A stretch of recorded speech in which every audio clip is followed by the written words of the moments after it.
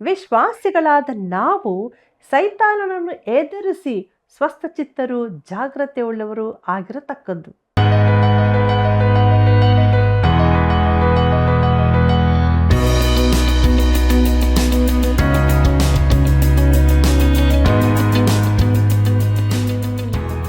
ಪ್ರೀತಿಯುಳ್ಳ ಆತ್ಮೀಯ ವೀಕ್ಷಕರೇ, ಹೃದಯಪೂರ್ವಕವಾದ ವಂದನೆಗಳು. ರೋಮಾಪುರದವರಿಗೆ ಬರೆದ ಪತ್ರಿಕೆಯ ಅಧ್ಯಯನದ ಕೊನೆಯ ಕಾರ್ಯಕ್ರಮಕ್ಕೆ ಬಂದಿದ್ದೇವೆ. ದೇವರು ನಮಗೆ ತಿಳಿಸಿದ ಸತ್ಯಗಳಿಗೆ ಅನುಸಾರವಾಗಿ ನಮ್ಮ ಜೀವಿತವನ್ನು ರೂಪಿಸಿಕೊಳ್ಳೋಣ. ಕ್ರಿಸ್ತನ ಸೇವೆಯಲ್ಲಿ ಪ್ರಯಾಸ ಪಡುವವರನ್ನು ಗುರುತಿಸಿಕೊಳ್ಳುವುದು ಬಹಳ ಒಳ್ಳೆಯದು. ಅದೇ ರೀತಿಯಾಗಿ ಇತರ ಕ್ರೈಸ್ತರ ಕಡೆಗಿನ ನಮ್ಮ ನಡವಳಿಕೆಯನ್ನು ತಿಳಿದುಕೊಳ್ಳೋಣ. ನಮ್ಮ ಅಧ್ಯಯನವನ್ನು ಈಗ ಪ್ರಾರಂಭಿಸೋಣ. ಕರ್ತನಲ್ಲಿ ಪ್ರೀತಿಯುಳ್ಳ ಸಹೋದರ ಸಹೋದರಿಯರೇ, ಲೋಕದಲ್ಲಿ ನಿಮಗೆ ಸಂಕಟ ಉಂಟು, ಧೈರ್ಯವಾಗಿರಿ, ನಾನು ಲೋಕವನ್ನು ಜಯಿಸಿದ್ದೇನೆ ಎಂಬುದಾಗಿ ಹೇಳಿರುವ ನಮ್ಮ ರಕ್ಷಕನಾದ ಯೇಸು ಕ್ರಿಸ್ತನ ಮಹಿಮೆಯ ನಾಮದಲ್ಲಿ ನಿಮ್ಮೆಲ್ಲರನ್ನು ವಂದಿಸುತ್ತಾ ಇಂದಿನ ಸತ್ಯವೇದ ಅಧ್ಯಯನ ಕಾರ್ಯಕ್ರಮಕ್ಕೆ ಬಹು ಪ್ರೀತಿಯಿಂದ ಸ್ವಾಗತಿಸುತ್ತೇನೆ. ಪ್ರಿಯರೇ, ಕಳೆದ ಕಾರ್ಯಕ್ರಮದಲ್ಲಿ ನಾವು ರೋಮಾಪುರದವರಿಗೆ ಬರೆದ ಪತ್ರಿಕೆಯ 16ನೇ ಅಧ್ಯಾಯದ ಮುಖ್ಯ ಪ್ರಸ್ತಾಪ ಹಾಗೂ ಮೊದಲಿನ 9 ವಚನಗಳನ್ನು ಧ್ಯಾನಿಸಿ ಅದರ ಮೂಲಕ ಅನೇಕ ಸತ್ಯಗಳನ್ನು ಹೊಂದಿಕೊಂಡೆವು. ಬನ್ನಿರಿ, ಇಂದು ನಾವು ಪೌಲನು ರೋಮಾಪುರದವರಿಗೆ ಬರೆದ ಪತ್ರಿಕೆಯ 16ನೇ ಅಧ್ಯಾಯದ 10ನೇ ವಚನದಿಂದ 27ನೇ ವಚನಗಳವರೆಗೆ ಪ್ರಾರ್ಥನಾಪೂರ್ವಕವಾಗಿ ಧ್ಯಾನ ಮಾಡೋಣ. ಕರ್ತನಲ್ಲಿ ಪ್ರಿಯರೇ, ದೇವರ ಕೃಪೆಯಿಂದ ನಮ್ಮ ಧ್ಯಾನದ ಕೊನೆಯ ಭಾಗಕ್ಕೆ ನಾವು ಬಂದಿದ್ದೇವೆ. ಕಳೆದ ಎಲ್ಲ ಕಾರ್ಯಕ್ರಮಗಳಲ್ಲಿ ದೇವರು ತನ್ನ ಆತ್ಮನ ಮೂಲಕ ನಮ್ಮನ್ನು ನಡೆಸಿಕೊಂಡು ತನ್ನ ವಾಕ್ಯದ ಮೂಲಕ ನಮ್ಮನ್ನು ಬಲಪಡಿಸಿದ್ದಾನೆ. ಇಂದು ಕೂಡ ಆತನ ನಡೆಸುವಿಕೆಯ ಮೂಲಕ ನಮ್ಮ ಧ್ಯಾನವನ್ನು ಮುಂದುವರಿಸುವಾಗ ರೋಮಾಪುರದವರಿಗೆ ಬರೆದ ಪತ್ರಿಕೆ 16ನೇ ಅಧ್ಯಾಯ 10ನೇ ವಚನವನ್ನು ಗಮನಿಸಿರಿ. ಅಲ್ಲಿ ಹೀಗೆ ಬರೆದದೆ: ಕ್ರಿಸ್ತನ ಸೇವೆಯಲ್ಲಿ ಪರಿಶೋಧಿತನಾದ ಅಪೆಲ್ಲನಿಗೆ ವಂದನೆ, ಅರಿಸ್ತೋಬೂಲನ ಮನೆಯವರಿಗೆ ವಂದನೆಗಳು ಎಂಬುದಾಗಿ. ಪ್ರೀತಿಯುಳ್ಳ ದೇವಜನರೇ, ಅಪೆಲ್ಲನು ಪರಿಶೋಧನೆಯನ್ನು ಜಯಿಸಿದವನು. ಈ ಹೆಸರು ಗ್ರೀಕ್ ಅಥವಾ ಯಹೂದ್ಯ ಮೂಲದ್ದು. ಯಹೂದ್ಯರಲ್ಲಿ ಈ ಹೆಸರು ಸಾಮಾನ್ಯವಾಗಿತ್ತು. ಅವನಿಗೆ ಕೆಲವು ಪರಿಶೋಧನೆಗಳು ಬಂದಿದ್ದವು. ಸಂಪ್ರದಾಯದ ಪ್ರಕಾರ ಅವನು ಸ್ಮುರ್ಣದ ಅಥವಾ ಹೆರಾಕ್ಲಿಯದ ಸಭಾಧ್ಯಕ್ಷನಾಗಿದ್ದನು. ಅರಿಸ್ತೋಬೂಲನು ಮಹಾಹೆರೋದನ ಮೊಮ್ಮಗನೆಂದು ಬಿಷಪ್ ಲೈಟ್ಫುಟ್ ರವರು ಅಭಿಪ್ರಾಯಪಡುತ್ತಾರೆ. ಇಲ್ಲವೇ ತನ್ನ ಯಜಮಾನನ ಹೆಸರನ್ನು ಧರಿಸಿದ್ದ ಒಬ್ಬ ಗುಲಾಮನಾಗಿರಲು ಸಾಕು. ನಮಗೆ ಅದು ತಿಳಿದಿಲ್ಲ. ಪ್ರಿಯರೇ, ಮುಂದಕ್ಕೆ ನಾವು ನೋಡೋಣ. ರೋಮಾಪುರದವರಿಗೆ ಬರೆದ ಪತ್ರಿಕೆ 16ನೇ ಅಧ್ಯಾಯ 11ನೇ ವಚನವನ್ನು. ಅಲ್ಲಿ ಹೀಗೆ ಬರೆದದೆ: ನನ್ನ ಸ್ವಜನದವನಾದ ಹೆರೋಡಿಯೋನನಿಗೆ ವಂದನೆ, ನರ್ಕಿಸನ ಮನೆಯವರೊಳಗೆ ಕ್ರಿಸ್ತನನ್ನು ನಂಬಿದವರಿಗೆ ವಂದನೆಗಳು ಎಂಬುದಾಗಿ. ಕರ್ತನಲ್ಲಿ ಪ್ರಿಯರೇ, ಹೆರೋಡಿಯೋನನು ಯಹೂದ್ಯನೆಂಬುದು ಸ್ಪಷ್ಟವಾಗಿದೆ. ಪೌಲನು ಅವನನ್ನು ನನ್ನ ಸ್ವಜನದವನು ಎಂದು ಕರೆಯುತ್ತಾನೆ. ಹೆಸರು ಹೆರೋದನ ಮನೆತನವನ್ನು ಸೂಚಿಸುವಂತಿದೆ. ಅವನು ಒಬ್ಬ ಗುಲಾಮನಾಗಿದ್ದು ತಾನು ಸೇರಿದ್ದ ಮನೆತನದ ಹೆಸರನ್ನು ಇಟ್ಟುಕೊಂಡಿರಬಹುದು. ಪ್ರೀತಿಯುಳ್ಳ ದೇವಜನರೇ, ನರ್ಕಿಸನೆಂದರೆ ಅಗ್ರಿಫನಿಂದ ಬಿಡುಗಡೆಗೊಂಡ ಗುಲಾಮನು. ಇಲ್ಲಿನ ನರ್ಕಿಸನು ಆ ಮನೆತನಕ್ಕೆ ಸೇರಿದ ಒಬ್ಬ ಗುಲಾಮನಾಗಿರಬಹುದು. ರೋಮಾಪುರದವರಿಗೆ ಬರೆದ ಪತ್ರಿಕೆ 16ನೇ ಅಧ್ಯಾಯ 12ನೇ ವಚನವನ್ನು ಗಮನಿಸಿರಿ. ಅಲ್ಲಿ ಹೀಗೆ ಬರೆದದೆ: ಕರ್ತನ ಸೇವೆಯಲ್ಲಿ ಪ್ರಯಾಸಪಟ್ಟವರಾದ ತುರ್ಫ್ರೈನಳಿಗೂ ತುರ್ಫ್ರೋಸಲಿಗೂ ವಂದನೆಗಳು. ಕರ್ತನ ಸೇವೆಯಲ್ಲಿ ಬಹಳವಾಗಿ ಪ್ರಯಾಸಪಟ್ಟಿರುವ ಪ್ರಿಯ ಪೆರ್ಸಿಸಳಿಗೆ ವಂದನೆ ಎಂಬುದಾಗಿ. ಕರ್ತನಲ್ಲಿ ಪ್ರಿಯರೇ, ತುರ್ಫ್ರೈನ ಹಾಗೂ ತುರ್ಫೋಸ ಎಂಬುದು ಕೋಮಲ ಹಾಗೂ ರುಚಿಕರವಾದ ಎಂಬ ಅರ್ಥ ಕೊಡುವ ಹೆಸರುಗಳು. ಈ ಇಬ್ಬರು ಕ್ರಿಸ್ತನನ್ನು ಕಂಡುಕೊಂಡ ಚಿಕ್ಕ ಸಹೋದರಿಯರು. ಅವರು ಸ್ವಲ್ಪ ಅನುಕೂಲಸ್ಥರಾಗಿದ್ದು ಅಪೊಸ್ತಲನ ಪೌಲನ ಸೇವೆಯನ್ನು ಬೆಂಬಲಿಸಿದವರಾಗಿರಬಹುದು. ಅವರು ಕರ್ತನ ಸೇವೆಯಲ್ಲಿ ಬಹಳ ಪ್ರಯಾಸಪಟ್ಟವರೆಂದು ಪೌಲನು ಹೇಳುತ್ತಾನೆ. ರೋಮಿನ ಸಭೆಯಲ್ಲಿ ಅವರು ನಿಜವಾಗಿ ದುಡಿಯುವವರಾಗಿದ್ದರು. ಪ್ರಿಯ ಪೆರ್ಸಿಸಲು ಎಂಬುದಾಗಿ ನೋಡುವಾಗ ಕರ್ತನ ಸೇವೆಯಲ್ಲಿ ಬಹಳವಾಗಿ ಪ್ರಯಾಸಪಟ್ಟಿರುವ ಇವಳು ಮತ್ತೊಬ್ಬ ಸೇವಕಿಯಾಗಿದ್ದಳು. ಪೆರ್ಸಿಸ್ ಎಂಬ ಹೆಸರು ಬಿಡುಗಡೆಗೊಂಡ ಗುಲಾಮಲಾಗಿದ್ದು ಎಂಬುದಾಗಿದೆ. ಈ ಪೆರ್ಸಿಸಲು ಮೇಲಿನ ಇಬ್ಬರು ಸಹೋದರಿಯರಿಗಿಂತ ಹೆಚ್ಚಿನ ಸೇವೆ ಮಾಡಲು ಸಾಧ್ಯವಾಗಿರಬಹುದು. ಮುಂದಕ್ಕೆ ನೋಡೋಣ. ರೋಮಾಪುರದವರಿಗೆ ಬರೆದ ಪತ್ರಿಕೆ 16ನೇ ಅಧ್ಯಾಯ 13ನೇ ವಚನವನ್ನು. ಅಲ್ಲಿ ಹೀಗೆ ಬರೆದದೆ, ಕರ್ತನ ಭಕ್ತರಲ್ಲಿ ಪ್ರಸಿದ್ಧನಾದ ರೂಫನಿಗೂ ನನಗೆ ತಾಯಿಯಂತಿರುವ ಅವನ ತಾಯಿಗೂ ವಂದನೆಗಳು ಎಂಬುದಾಗಿ.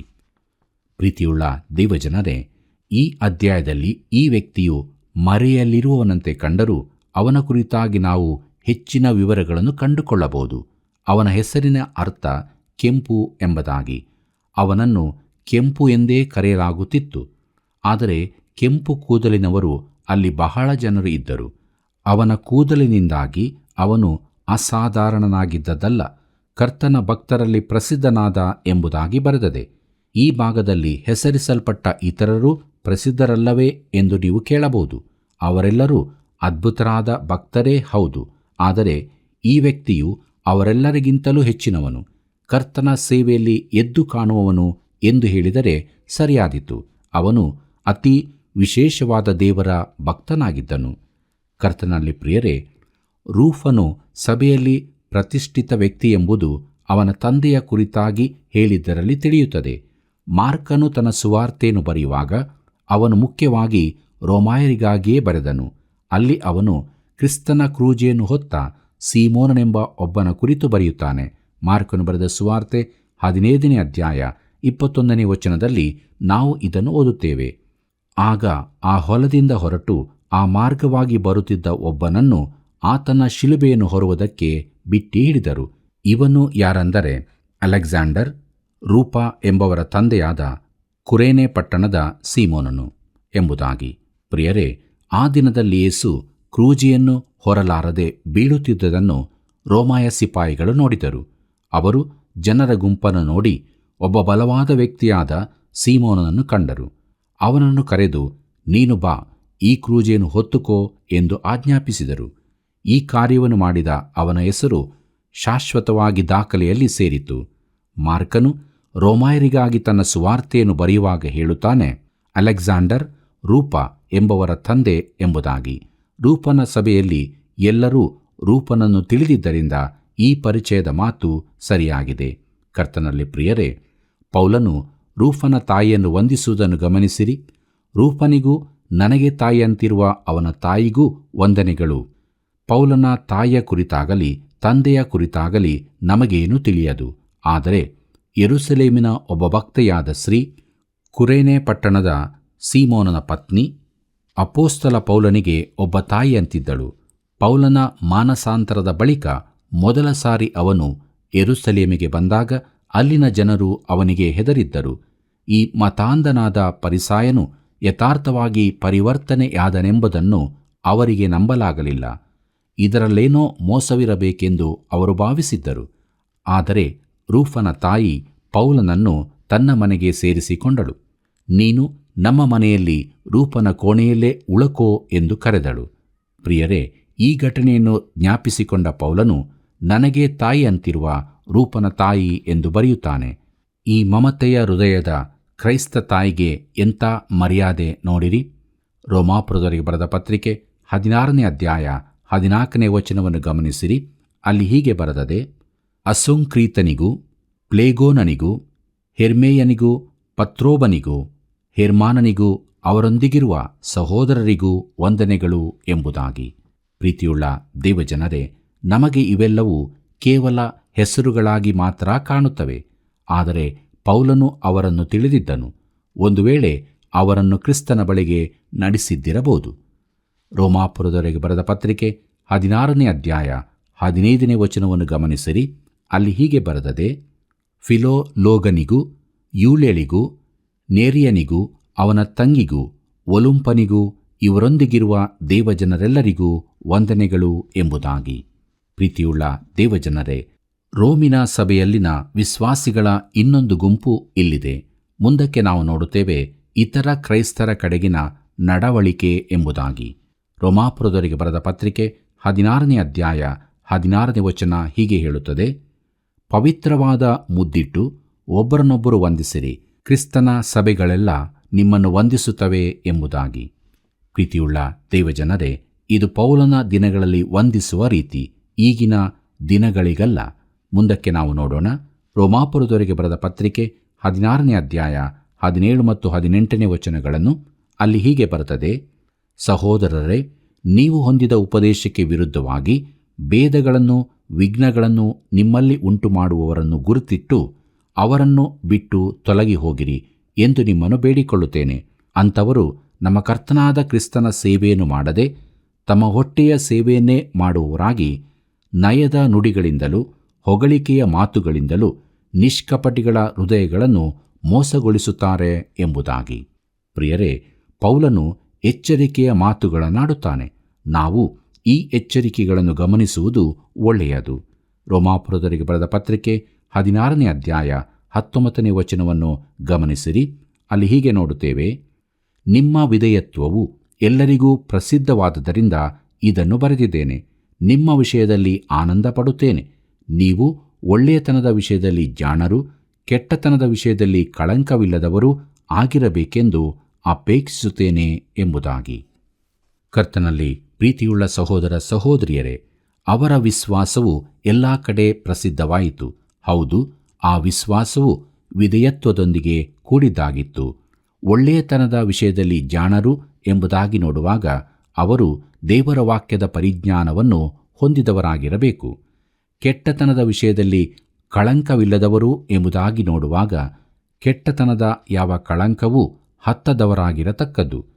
ಕೊರಿಂಥ ಸಭೆಗೆ ಪೌಲನು ಬರೆಯುತ್ತಾನೆ. ಕೊರಿಂಥದವರಿಗೆ ಬರೆದಂಥ ಮೊದಲನೇ ಪತ್ರಿಕೆ 14ನೇ ಅಧ್ಯಾಯ 20ನೇ ವಚನದಲ್ಲಿ, ಸಹೋದರರೇ, ಬುದ್ಧಿಯ ವಿಷಯದಲ್ಲಿ ಬಾಲಕರಾಗಿರಬೇಡಿರಿ, ಕೆಟ್ಟತನದ ವಿಷಯದಲ್ಲಿ ಶಿಶುಗಳಾಗಿಯೇ ಇದ್ದು ಬುದ್ಧಿಯ ವಿಷಯದಲ್ಲಿ ಪ್ರಾಯಸ್ಥರಾಗಿರಬೇಕು ಎಂಬುದಾಗಿ. ಹೌದು ಪ್ರಿಯರೇ, ದೈವಿಕವಾದ ಜ್ಞಾನವನ್ನು ಹೊಂದುವವರಾಗಿ ನಾವು ನಮ್ಮ ಜೀವಿತದಲ್ಲಿ ಬುದ್ಧಿವಂತರಾಗಿ ಮುಂದೆ ಸಾಗಬೇಕೆಂಬುದು ದೇವರ ಬಯಕೆಯಾಗಿದೆ. ರೋಮಾಪುರದವರಿಗೆ ಬರೆದ ಪತ್ರಿಕೆ 16ನೇ ಅಧ್ಯಾಯ 20ನೇ ವಚನವನ್ನು ಗಮನಿಸೋಣ. ಅಲ್ಲಿ ಹೀಗೆ ಬರೆದದೆ: ಶಾಂತಿದಾಯಕನಾದ ದೇವರು ಶೀಘ್ರವಾಗಿ ಸೈತಾನನನ್ನು ನಿಮ್ಮ ಕಾಲುಗಳ ಕೆಳಗೆ ಹಾಕಿ ತುಳಿಸಿಬಿಡುವನು. ನಮ್ಮ ಕರ್ತನಾದ ಯೇಸು ಕ್ರಿಸ್ತನ ಕೃಪೆಯು ನಿಮ್ಮೊಂದಿಗಿರಲಿ ಎಂಬುದಾಗಿ. ಪ್ರೀತಿಯುಳ್ಳ ದೇವಜನರೇ, ಸೈತಾನನನ್ನು ಬೇಗದಲ್ಲಿ ಸೋಲಿಸುವಾತನು ಶಾಂತಿದಾಯಕನಾದ ದೇವರು. ಅದೇ ಸಮಯದಲ್ಲಿ ನಾವು ಸೈತಾನನನ್ನು ಎದುರಿಸಿ ಸ್ವಸ್ಥಚಿತ್ತರು, ಜಾಗೃತೆಯುಳ್ಳವರು ಆಗಿರತಕ್ಕದ್ದು. ಪ್ರಿಯರೇ, ಮುಂದಕ್ಕೆ ನೋಡೋಣ. ಪೌಲನೊಂದಿಗಿದ್ದ ಕ್ರೈಸ್ತರು ವಂದನೆ ತಿಳಿಸಿದ್ದು ಎಂಬುದಾಗಿ. ಪೌಲನು ರೋಮಾಪುರದವರಿಗೆ ಈ ಪತ್ರಿಕೆಯನ್ನು ಬರೆಯುವ ಸಮಯದಲ್ಲಿ ಅವನೊಂದಿಗಿದ್ದವರು ಹೇಳಿದ ವಂದನೆಗಳನ್ನು ಬರೆಯುತ್ತಿದ್ದಾನೆ. ರೋಮಾಪುರದವರಿಗೆ ಬರೆದ ಪತ್ರಿಕೆ 16ನೇ ಅಧ್ಯಾಯ 21ನೇ ವಚನವನ್ನು ಗಮನಿಸಿರಿ. ಅಲ್ಲಿ ಹೀಗೆ ಬರೆದದೆ: ನನ್ನ ಜೊತೆ ಕೆಲಸದವನಾದ ತಿಮೋಥೆಯನು, ನನ್ನ ಸ್ವಜನರಾದ ಲೂಕ್ಯನು, ಯಾಸೋನನು, ಸೋಸಿಪತ್ರನು ನಿಮಗೆ ವಂದನೆಗಳನ್ನು ಹೇಳುತ್ತಾರೆ ಎಂಬುದಾಗಿ. ಕರ್ತನಲ್ಲಿ ಪ್ರಿಯರೇ, ಇವರೆಲ್ಲರೂ ಪೌಲನ ಜೊತೆಯಲ್ಲಿದ್ದವರಾಗಿದ್ದರು. ಅವರು ರೋಮಾಪುರದಲ್ಲಿನ ಸಹವಿಶ್ವಾಸಿಗಳಿಗೆ ವಂದನೆಗಳನ್ನು ಕಳಿಸುತ್ತಿದ್ದಾರೆ. ಮುಂದಕ್ಕೆ ನೋಡೋಣ. ರೋಮಾಪುರದವರಿಗೆ ಬರೆದ ಪತ್ರಿಕೆ 16ನೇ ಅಧ್ಯಾಯ 22ನೇ ವಚನವನ್ನು. ಅಲ್ಲಿ ಹೀಗೆ ನೋಡುತ್ತೇವೆ: ಈ ಪತ್ರಿಕೆಯನ್ನು ಬರೆದ ತೆರ್ತೆನೆಂಬ ನಾನು ನಿಮ್ಮನ್ನು ಕರ್ತನಲ್ಲಿ ವಂದಿಸುತ್ತೇನೆ ಎಂಬುದಾಗಿ. ಪ್ರಿಯರೇ, ಪೌಲನಿಗೆ ಪತ್ರಿಕೆಗಳನ್ನು ಬರೆಯುವುದಕ್ಕೆ ಒಬ್ಬ ಸಹಾಯಕನ ಅಗತ್ಯವಿತ್ತು ಎಂಬುದಾಗಿ ಇಲ್ಲಿ ನಾವು ತಿಳಿದುಕೊಳ್ಳುತ್ತೇವೆ. ರೋಮಾಪುರದವರಿಗೆ ಬರೆದ ಪತ್ರಿಕೆ 16ನೇ ಅಧ್ಯಾಯ 23ನೇ ವಚನವನ್ನು ಗಮನಿಸಿರಿ. ಅಲ್ಲಿ ಹೀಗೆ ಬರೆದದೆ: ನನಗೂ ಸಮಸ್ತ ಸಭೆಗೂ ಅತಿಥಿ ಸತ್ಕಾರವನ್ನು ಮಾಡುತ್ತಿರುವ ಗಾಯನು ನಿಮ್ಮನ್ನು ವಂದಿಸುತ್ತಾನೆ. ಈ ಪಟ್ಟಣದ ಖಜಾನೆಯ ಮೇಲ್ವಿಚಾರಕನಾಗಿರುವ ಎರಸ್ತನು, ಸಹೋದರನಾದ ಕರ್ತ್ವನು ನಿಮಗೆ ವಂದನೆಗಳನ್ನು ಹೇಳುತ್ತಾರೆ ಎಂಬುದಾಗಿ. ಪ್ರೀತಿಯುಳ್ಳ ದೇವಜನರೇ, ಪೌಲನು ಗಾಯನ ಮನೆಯಲ್ಲಿ ಉಳಕೊಂಡಿದ್ದನು. ಗಾಯನು ಕೂಡ ತನ್ನ ವಂದನೆಯನ್ನು ತಿಳಿಸುತ್ತಿದ್ದಾನೆ. ಮುಂದಕ್ಕೆ ನಾವು ನೋಡುತ್ತೇವೆ ಅಂತ್ಯಾಶೀರ್ವಾದ ಎಂಬುದಾಗಿ. ಪ್ರೀತಿಯುಳ್ಳ ದೇವಜನರೇ, ರೋಮಾಪುರದವರಿಗೆ ಬರೆದ ಪತ್ರಿಕೆ 16ನೇ ಅಧ್ಯಾಯ 25 ಮತ್ತು 26ನೇ ವಚನ ಓದುವಾಗ ಅಲ್ಲಿ ಹೀಗೆ ಬರೆದದೆ: ಅನಾದಿಯಾಗಿ ಗುಪ್ತವಾಗಿದ್ದ ಮರ್ಮವು ಈಗ ಪ್ರಕಾಶಕ್ಕೆ ಬಂದು ನಿತ್ಯನಾದ ದೇವರ ಅಪ್ಪಣೆಯ ಪ್ರಕಾರ ಪ್ರವಾದಿಗಳ ಗ್ರಂಥಗಳ ಮೂಲಕ ಅನ್ಯ ಜನರೆಲ್ಲರಿಗೆ ನಂಬಿಕೆಯೆಂಬ ವಿಧೇಯತ್ವವನ್ನು ಉಂಟುಮಾಡುವುದಕ್ಕೋಸ್ಕರ ತಿಳಿಸಲ್ಪಟ್ಟಿದೆ. ಪ್ರಕಾಶಕ್ಕೆ ಬಂದಿರುವ ಈ ಮರ್ಮಕ್ಕೆ ಅನುಸಾರ, ಅಂದರೆ ಯೇಸು ಕ್ರಿಸ್ತನ ವಿಷಯವಾದಂಥ ನಾನು ಸಾರುವಂಥ ಸುವಾರ್ತೆಗನುಸಾರ ನಿಮ್ಮನ್ನು ಸ್ಥಿರಪಡಿಸುವುದಕ್ಕೆ ಶಕ್ತನಾಗಿರುವ ಎಂಬುದಾಗಿ. ಪ್ರೀತಿಯುಳ್ಳ ಸಹೋದರ ಸಹೋದರಿಯರೇ, ಮರ್ಮವೆಂದರೆ ಹಳೆ ಒಡಂಬಡಿಕೆಯಲ್ಲಿ ಪ್ರಕಟವಾಗದೇ ಇದ್ದದ್ದು. ದೇವರು ಯಹೂದ್ಯರನ್ನು ಅನ್ಯರನ್ನು ಒಟ್ಟಾಗಿ ತೆಗೆದುಕೊಂಡು ಸಭೆಯೆಂಬ ಒಂದೇ ದೇಹವಾಗಿ ಮಾಡುವ ಈಗಿನ ಯುಗಕ್ಕೆ ಇದು ಸಂಬಂಧಪಟ್ಟದಾಗಿದೆ. ಇಲ್ಲಿ ನಂಬಿಕೆಯ ವಿಧೇಯತ್ವವನ್ನು ನೋಡುತ್ತೇವೆ. ನೀನು ಕ್ರಿಸ್ತನನ್ನು ನಂಬುವಾಗ ಆತನಿಗೆ ವಿಧೇಯನಾಗಿರುತ್ತಿ. ಕರ್ತನಾದ ಯೇಸು ಹೇಳಿದ್ದಾನೆ, ಯೋಹಾನ ಬರೆದ ಸುವಾರ್ತೆ 10ನೇ ಅಧ್ಯಾಯ 27ನೇ ವಚನದಲ್ಲಿ, ನನ್ನ ಕುರಿಗಳು ನನ್ನ ಶಬ್ದಕ್ಕೆ ಕಿವಿಗೊಡುತ್ತವೆ, ನಾನು ಅವುಗಳನ್ನು ಬಲ್ಲೆನು, ಅವು ನನ್ನ ಹಿಂದೆ ಬರುತ್ತವೆ ಎಂಬುದಾಗಿ. ಪ್ರಿಯರೇ, ವಿಧೇಯತೆಯು ನಂಬಿಕೆಯ ಫಲವೂ ಕೆಲಸವೂ ಆಗಿರುತ್ತದೆ. ಜಾನ್ ಎಚ್ ಸಮ್ಮಿಸ್ ಬರೆದ ನಂಬಿ ವಿಧೇಯನಾಗು ಎಂಬ ಸಂಗೀತ ನನಗೆ ಅತಿ ಇಷ್ಟವಾದದ್ದಾಗಿದೆ. ಅದು ಹೀಗಿದೆ: ಕರ್ತನ ವಾಕ್ಯದ ಬೆಳಕಿನಲ್ಲಿ ಆತನೊಂದಿಗೆ ನಡೆಯುವಾಗ ನಮ್ಮ ಮಾರ್ಗಕ್ಕೆಂತ ಪ್ರಕಾಶ ಆತನು ಚೆಲ್ಲುವನು. ಆತನ ಸುಚಿತ್ತವನ್ನು ನಾವು ಮಾಡುವಾಗ ಆತನಿನ್ನೂ ನಮ್ಮಲ್ಲಿ ವಾಸವಿರುತ್ತಾನೆ. ಆತನನ್ನು ನಂಬಿ ವಿಧೇಯರಾಗುವವರೆಲ್ಲ ಕೂಡ ಸಹ ಆತನ ಮಧುರ ಅನ್ಯೋನ್ಯತೆಯಲ್ಲಿ ಆತನ ಪಾದಗಳ ಬಳಿ ಕೂತಿರುವಾಗ, ಇಲ್ಲವೇ ದಾರಿಯಲ್ಲಿ ಆತನ ಜೊತೆ ನಡೆಯುವಾಗ ಆತನ ಮಾತಿನಂತೆ ನಾವು ಮಾಡುತ್ತಾ, ಆತನು ಕಳಿಸಿದಲ್ಲಿಗೆ ಹೋಗುತ್ತಾ, ಭಯಪಡದ ನಂಬಿ ವಿಧೇಯರಾಗುತ್ತಾ ಹೋಗುವೆವು. ನಂಬಿ ವಿಧೇಯನಾಗು, ಅನ್ಯ ಮಾರ್ಗ ನಿನಗಿಲ್ಲ. ಕ್ರಿಸ್ತನಲ್ಲಿ ಆನಂದವಾಗಿರಲು ನಂಬು, ವಿಧೇಯನಾಗು ಎಂಬುದೇ. ಪ್ರೀತಿಯುಳ್ಳ ದೇವಜನರೇ, ಕೊನೆಯದಾಗಿ ನಾವು ರೋಮಾಪುರದವರಿಗೆ ಬರೆದ ಪತ್ರಿಕೆ 16ನೇ ಅಧ್ಯಾಯ 27ನೇ ವಚನವನ್ನು ಗಮನಿಸೋಣ. ಅಲ್ಲಿ ಹೀಗೆ ಬರೆದದೆ: ಜ್ಞಾನನಿಧಿಯಾದ ಒಬ್ಬನೇ ದೇವರಿಗೆ ಯುಗ ಯುಗಾಂತರಗಳಲ್ಲಿಯೂ ಸ್ತೋತ್ರವಾಗಲಿ, ಆಮೇನ್ ಎಂಬುದಾಗಿ. ಕರ್ತನಲ್ಲಿ ಪ್ರೀತಿಯುಳ್ಳ ಸಹೋದರ ಸಹೋದರಿಯರೇ, ದೇವರ ಕೃಪೆಯಿಂದ ಇಲ್ಲಿಗೆ ಸತ್ಯವೇದದಲ್ಲಿನ ಹೊಸ ಒಡಂಬಡಿಕೆಯಲ್ಲಿನ 6ನೇ ಪುಸ್ತಕವಾಗಿರುವ ರೋಮಾಪುರದವರಿಗೆ ಬರೆದ ಪತ್ರಿಕೆಯ ಧ್ಯಾನವನ್ನು ಮಾಡಿ ಮುಗಿಸುವಂತೆ ದೇವರು ಸಹಾಯ ಮಾಡಿದನು. ಆತನ ಘನವುಳ್ಳ ನಾಮಕ್ಕೆ ಅನಂತ ಸ್ತೋತ್ರವಾಗಲಿ. ಪ್ರಿಯರೇ, ದೇವರ ವಾಕ್ಯಗಳನ್ನು ವಚನವಾಗಿ ರೋಮಾಪುರದವರಿಗೆ ಬರೆದ ಪತ್ರಿಕೆಯನ್ನು ಅಭ್ಯಾಸಿಸಿ ನೀವೆಲ್ಲರೂ ನಿಮ್ಮ ಆತ್ಮಿಕ ಜೀವಿತಕ್ಕೆ ಬಹು ಅಮೂಲ್ಯವಾದ ಆಶೀರ್ವಾದಗಳನ್ನು ಹೊಂದಿಕೊಂಡಿರುವಿರಿ ಎಂದು ನಾನು ನಂಬುತ್ತೇನೆ. ಈ ಪತ್ರಿಕೆಯಲ್ಲಿ ಅನ್ಯ ಜನರಿಗೆ ಅಪೋಸ್ತಲನಾದ ಪೌಲನ ಹೃದಯದ ಭಾರ, ಸೇವೆಯಲ್ಲಿನ ಅವನ ಪ್ರಯಾಸ, ಧರ್ಮಶಾಸ್ತ್ರಕ್ಕೂ ಕೃಪೆಗೂ ಸಂಬಂಧಗಳು, ನಂಬಿಕೆಯ ಆಶೀರ್ವಾದ ಎಲ್ಲವನ್ನು ತಿಳಿದುಕೊಂಡೆವು.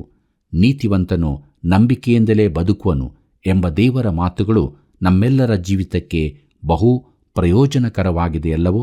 ಹೌದು ಪ್ರಿಯರೇ, ಇಂಥ ಅಮೂಲ್ಯವಾದ ಪತ್ರಿಕೆಯ ಧ್ಯಾನವನ್ನು ಮಾಡಿ ನಾವು ಆತ್ಮೀಕವಾಗಿ ಬೆಳೆಯುವಂತೆ ಸಹಾಯ ಮಾಡಿದ ತಂದೆಯಾದ ದೇವರಿಗೆ ತಿರುಗೊಂದಾವರ್ತಿ ಹೃದಯಪೂರ್ವಕವಾದ ಕೃತಜ್ಞತೆಯನ್ನು ಸಲ್ಲಿಸೋಣ. ಮತ್ತು ದೇವರು ನಮಗೆ ಕೊಟ್ಟ ಈ ಜೀವಿತದಲ್ಲಿ ಯೇಸು ಕ್ರಿಸ್ತನನ್ನು ನಂಬಿ ಆತನ ಕೃಪೆಯಿಂದ ರಕ್ಷಣೆಯನ್ನು ಹೊಂದಿದವರಾಗಿ ಅನುದಿನವೂ ಕ್ರಿಸ್ತ ಯೇಸುವಿನ ಐಕ್ಯದಿಂದ ಪಾಪದ ಪಾಲಿಗೆ ಸತ್ತವರು, ದೇವರಿಗಾಗಿ ಜೀವಿಸುವವರು ಎಂದು ಎಣಿಸಿಕೊಳ್ಳೋಣ. ಹೀಗಾಗುವಂತೆ ದೇವರು ತಾನೇ ನಮ್ಮೆಲ್ಲರನ್ನು ತನ್ನ ಕೃಪೆಯಿಂದ ಕೈ ಹಿಡಿದು ನಡೆಸಲಿ. ಆತನ ಕೃಪೆಯು ಸದಾ ನಿಮ್ಮ ಸಂಗಡ ಇರಲಿ. ಪ್ರಿಯರೇ, ರೋಮಾಪುರದವರೆಗೆ ಬರೆದ ಪತ್ರಿಕೆಯ ಅಧ್ಯಯನವನ್ನು ಎಷ್ಟೊಂದು ಅರ್ಥಪೂರ್ಣವಾಗಿತ್ತು ಅಲ್ಲವೇ? ನಾವೆಲ್ಲರೂ ದೇವರ ಮುಂದೆ ಪಾಪಿಗಳೇ, ಆದರೆ ಕ್ರಿಸ್ತನ ಮರಣ ಪುನರುತ್ಥಾನಗಳ ಮೂಲಕ ದೇವರ ಮುಂದೆ ನೀತಿವಂತರಾಗುವ ಭಾಗ್ಯ ನಮಗಿದೆ.